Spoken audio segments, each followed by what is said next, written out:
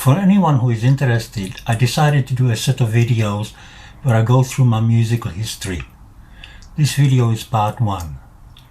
I was born in Prague in Czechoslovakia in the mid-50s, but when I was still very young, my family moved to a small town, Sokolov, in far western Czechoslovakia, not far from the German border. When I was about 9 or 10, my parents decided I should learn a musical instrument. Piano was chosen and I started lessons. I really hated it, possibly because the old woman who was teaching me didn't seem to find a way to make me enthusiastic about it, and it took me a lot of effort to even make small steps to improving. In the mid-60s, pop music was huge, and even in Czechoslovakia you could listen to foreign radio stations, and I fell in love with that sound. Early in 1969, my father went to London on a business trip, and while there went to a record shop and asked for 2 good singles. He brought back the Beatles' Get Back and the Who Pinball Wizard, and those 2 singles were my most prized possession at the time.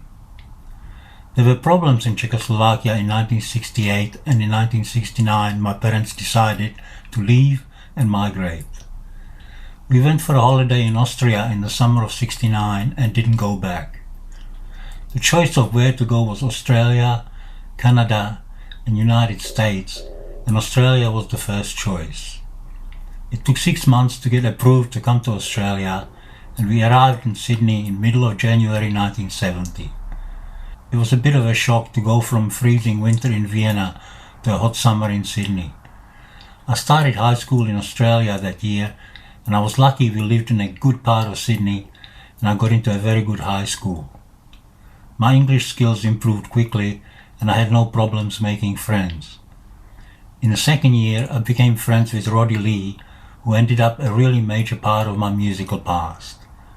Not far from the flat we first lived in Hurstville was a music shop, and my brother David and I got nylon string acoustic guitars and started guitar lessons.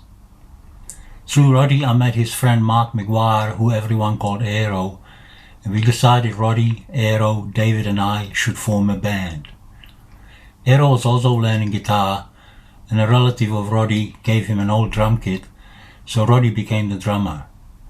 I was worse on the guitar at the time than David and Aero, so I became the bass player.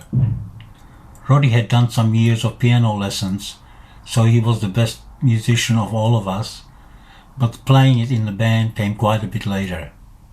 Roddy was also the obvious choice for the singer.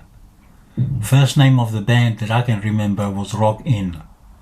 None of us could actually play our instruments, so at first we just did easy riffs from songs we liked, repeated. We did our first gig to an audience of all our parents in the pool room of Roddy's parents' place.